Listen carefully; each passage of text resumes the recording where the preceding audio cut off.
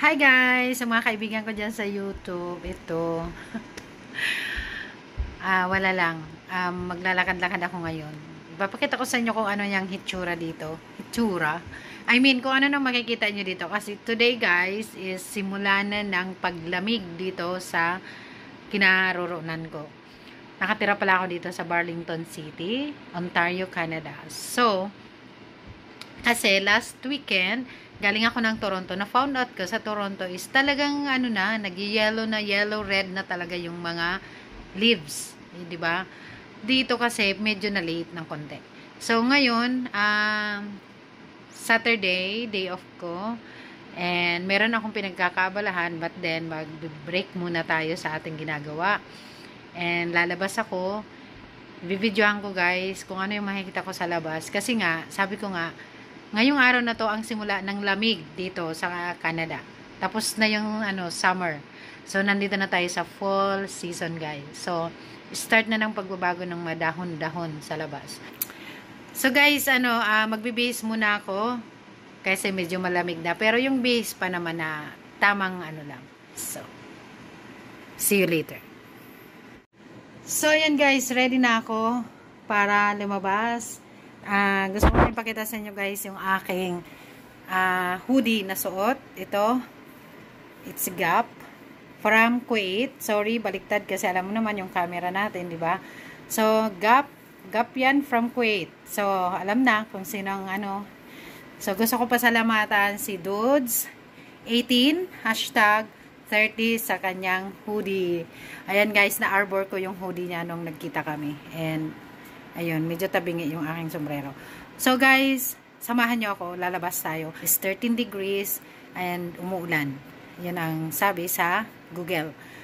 So, lalabas ako, titingnan natin kung umuulan nga ba talaga at kung ano ba talaga ang lamig. Kakayanin ko ba? Kasi yung suot ko guys na to, hindi ito winter hoodie. Hindi siya winter hoodie, pero hindi ko rin siya masuot ng summer kasi naiinitan ako. Alam nyo naman ako guys, kapag medyo sakal-sakal na ako dito sa leeg, napaka-sensitive ko sa sa neckline. So pag summer, hirap akong magsuot ng mga clothes dito kasi naiinitan talaga ako guys. So dahil fall season na, may susuot ko na yung hoodie na galing kay Dudes. So Dudes, thank you so much. Yun, naka-arbor din tayo. So ayan, tara guys, samahan nyo ako. So, ayan guys, nandito na ako sa labas. Ayan. Diba, sabi ko nga sa inyo, lalabas ako. Kasi gusto ko ipakita sa inyo kung anong itsura dito sa labas ngayon. 13 degrees. Unang araw guys ng lamig dito sa kinaroroonan ko. Kasi, iba-ibang city guys, iba-iba din naman eh. Katulad last weekend, dito is nasa 17 degrees. Pagdating ko sa Toronto guys is 22, sobrang mainit. So, tara guys, samahan nyo ako. Ayan guys, umulan nga, pero wala nang ulan ngayon, na-stop na, pero guys, makulimlim pa rin. So, let's see kung ano makikita kong mga dahon ngayon dito na red na. Kasi sabi ko nga sa inyo, sa Toronto is may mga red na ang dahon. So, mga naka-green pa guys. Naka-green. Mga green pa. Yung mga puno dito.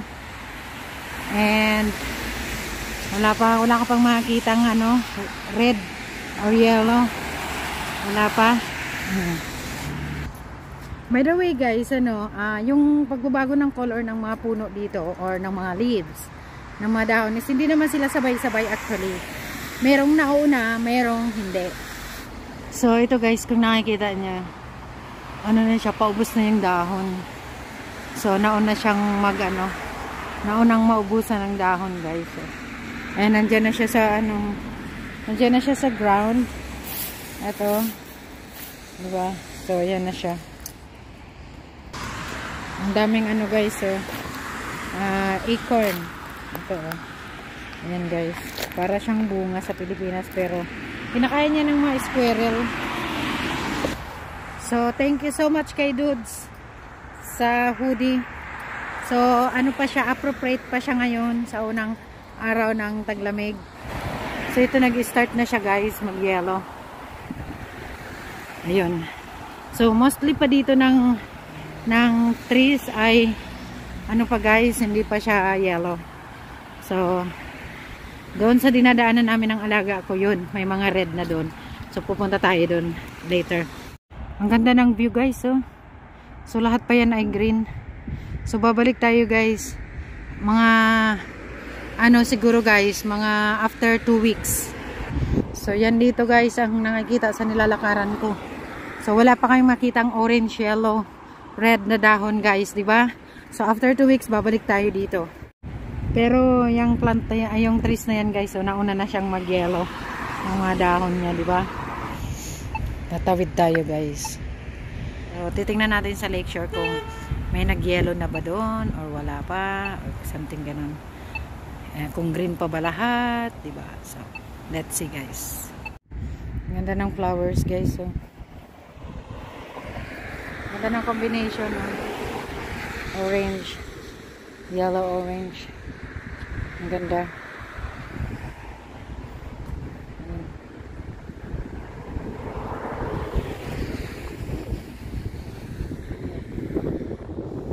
So yung ganitong dahon guys, ay ganitong puno ay ano, maagang mag-change ng color.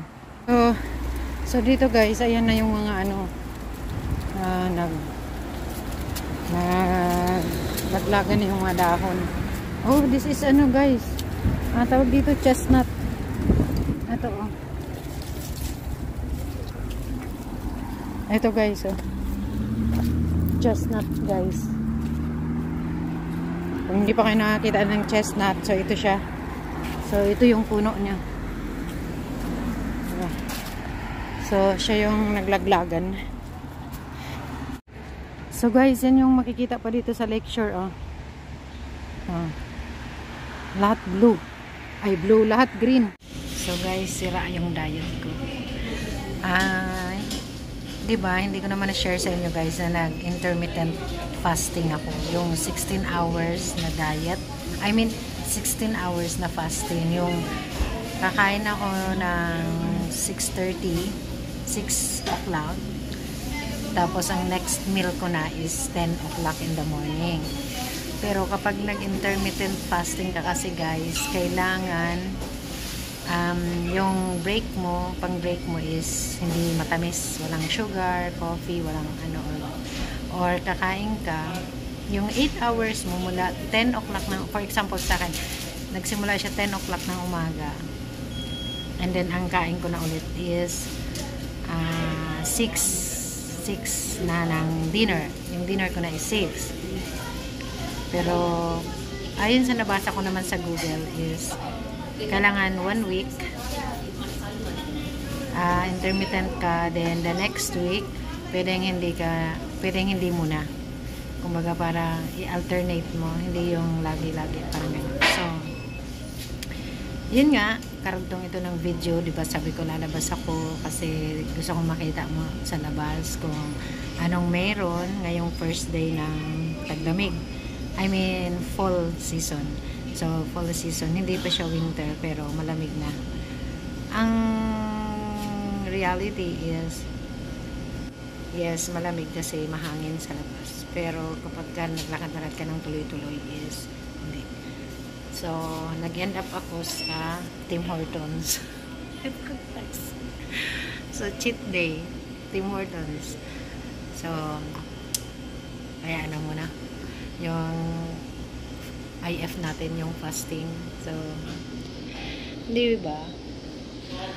Sa kalalakad ko, nandito na ako sa other side, kung saan yung alaga ko, ang school ng alaga ko. So, sa kalalakad ko, parang nagutom ako. Kasi hindi naman nga talaga ako guys nagla-lunch na. So yung kain ko ng 10 o'clock na parang breakfast meal, pero 10 o'clock, hindi na ako kumain afternoon.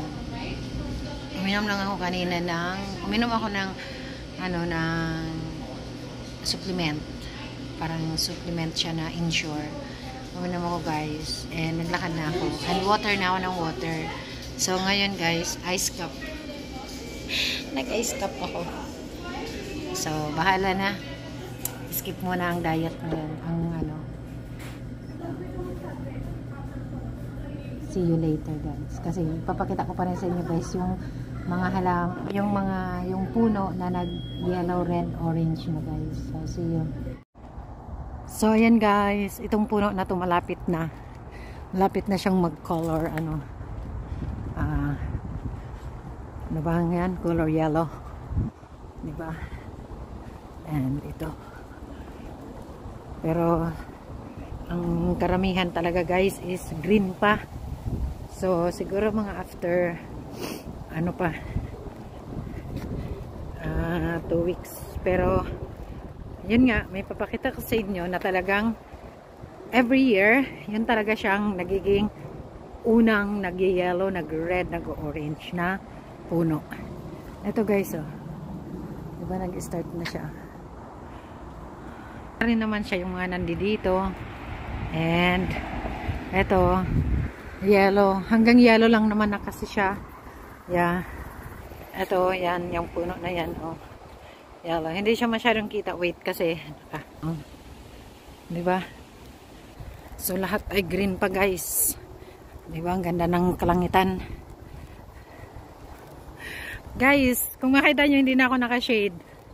Kasi yung sunglasses ko nalaglag. Nasira. So, bukas mag-charge ako. Bibili ako kasi pag hindi ako nagsa-sunglass guys, yung aking mata, luha ng luha. So, may allergy ako sa bright light. Kaya, hindi na ako naka-shade. Nalaglag siya guys kasi pumasok nga ako sa Tim Hortons din. Nalagay ko siya dito and then I forgot. Nang tinanggal ko yung sombrero ko, nalaglag. Natanggal. Hindi ko alam kung may babalik ko pa. So, ito na nga guys. Papakita ko na sa inyo kung aling puno ang nag-red na dito. So, ayan siya guys. Yan yun, nag-red na, naglaglaga na. May yellow, may orange, green, diba?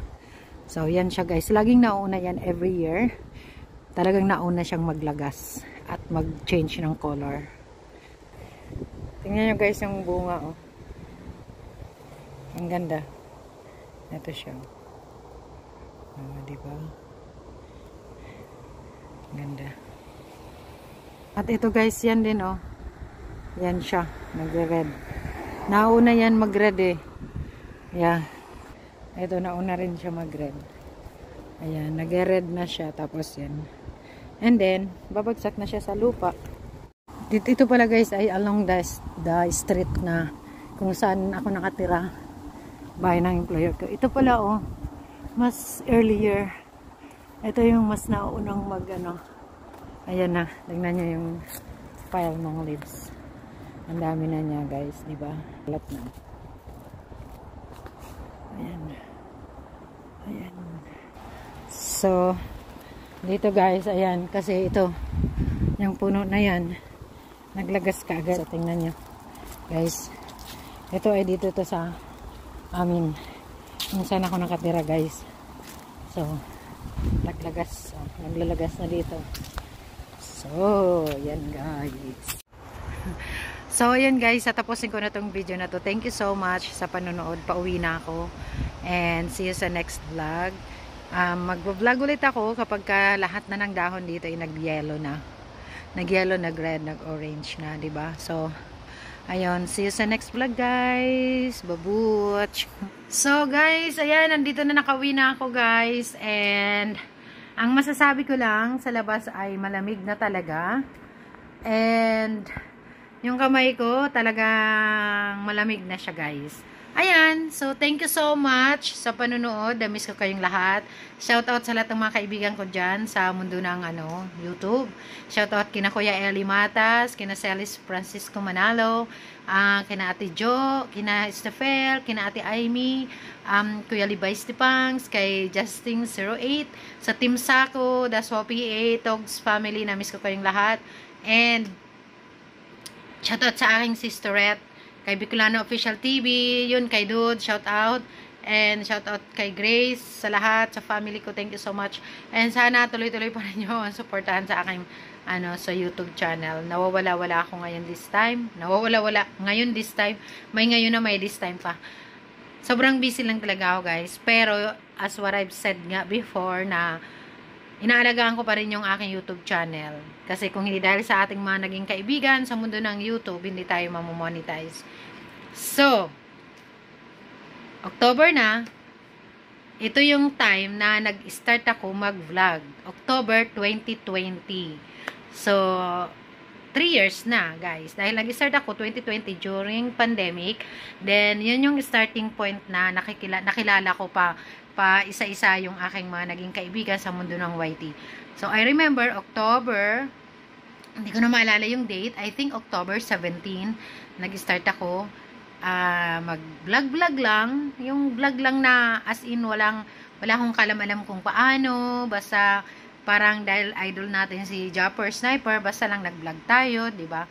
Unang vlog ko pa nga, guys, kung babalikan niyo yung aking mga videos is naka-portrait pa yung cellphone ko, meaning nakapatayo pa yung cellphone ko, hindi siya naka-landscape.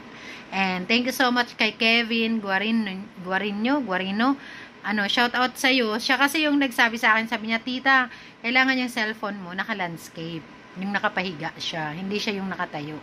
So ayun, so as what I remember, nag-start ako October 17, 2020. So, magti 3 years na tayo ngayong October 17. So, hindi man ako kumikita, wala man ng revenue ang YouTube channel ko, pero pinapangalagaan ko siya, inaalagaan ko pa rin siya, ina-uploadan ko pa rin siya ng video, no matter what, kahit hindi ako magkaroon ng revenue, kahit hindi ako sumahod. Basta ang gusto ko lang is, for now, ma-maintain ko siyang hindi mawala. 'Di ba? Hindi demonetize, hindi siya kasi masira. Kasi I value all the help na nakuha ko sa aking mga friends na nakilala ko sa mundo ng YT. So shoutout kay Bidogs Official TV na dating si Ako Ito Vlog TV. So shoutout sa inyong lahat. Shoutout sa Sword Family. Shoutout sa Tog. Sa lahat ng mga ng mga sumusuporta pa rin sa vlog ko, kay Kuya Jerry, kahit hindi naman ako nakakapag-live na. So, hoping na, makapag-live din one day, di ba? So, yun. And, ayun, thank you so much sa panunood. And, wala lang. Thank you, guys. See you sa next vlog.